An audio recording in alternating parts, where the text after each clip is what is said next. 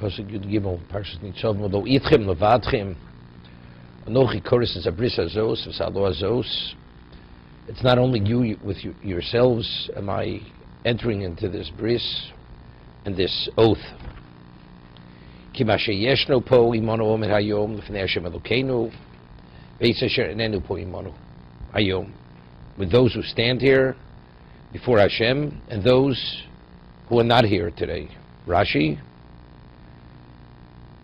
Bafim Doros Hasid Melios, future generations.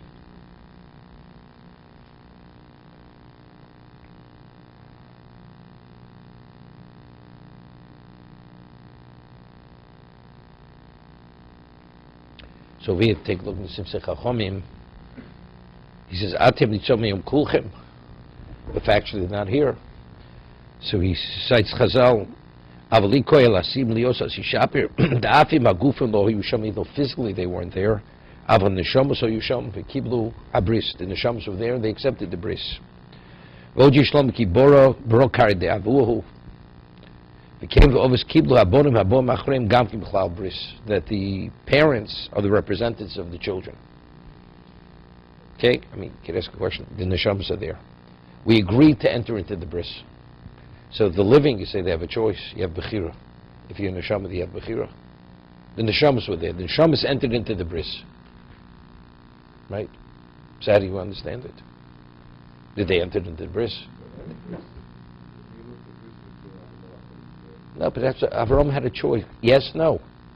You have a choice. That's it's the same question. Why are you bound? Okay? Wait, no, so that's an easy one. That's an easy one. That's an easy one. Because the only claim you have to Eretz Yisrael is because of his chus. So because it's his chus, if he bound himself 4 generations, you can't draw on his merit because you're bound to the guidelines of how we entered into the bris. Here this is bindings the other way. This is that there should be consequences.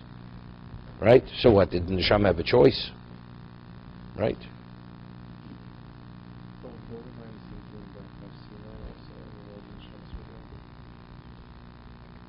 Same thing. I mean, just saying, but over here. Go ahead. Sometimes you can do a good thing for a person, but you say it stinks. If you look at this, being a Jew is a positive, then it's a ravens. I can do something for you that would be in your interest. So if it's your interest, I can make you a Jew. But we're going to that. He was saying the Neshamas were there. Right. So, but you said the parents were there. So the parents are doing something. No, we're not saying the parents are doing. No, the two answers, the two pshatim. Silcham says two pshatim. Either everybody was there. It has nothing to do with the parents. It's not the fathers representing the children. The potential, the parents. Again, you have to listen to what he says. He's not saying what you're saying. Okay. He's giving two answers. Where were they? They were there. That's the answer. Everybody was there. Right. The answer, second is the parent represents the child. Okay. So the question is on the first answer. But did they have choice? They were Neshamas. And Neshama has no choice. You're entering into the bris. So it's so good. So how do we understand it?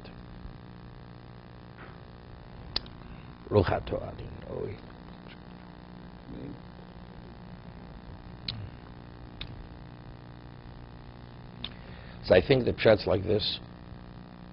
Once there's the question, it says that Kabbalah Satorah is Modor Rabbeinu Raisa. There's a disclaimer. The reason why we accepted Torah, Hashem put a mountain over our heads. Did we have a choice? He says either you accept or you'll be buried under the mountain. Right? So I'll give you an example.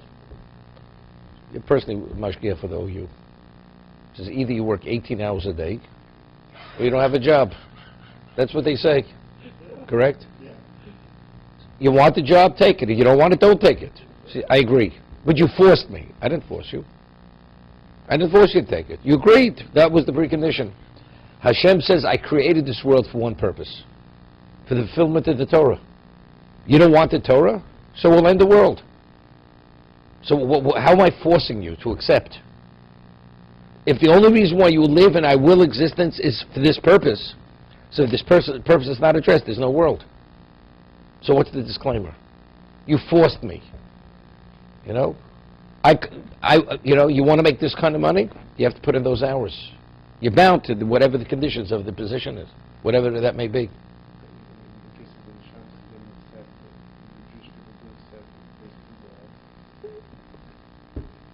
Okay? That's the question, and that's the reality. So over here, it's not even the question of Bechira. It's not Bechira over here. The Neshama understands better than anyone that this can't continue. These are all prerequisites for the fulfillment of the Torah. Right? This is similar to Kabbalah Torah. Therefore you accept. It's not a Bechira issue. But of course, HaKadosh Baruch Hu would be better if you would do it in a way where you accept it willingly. Because he still could have a claim. You know? He's not treating, it wasn't fair. Okay? But it's irrelevant, fair or not fair, but that's just reality.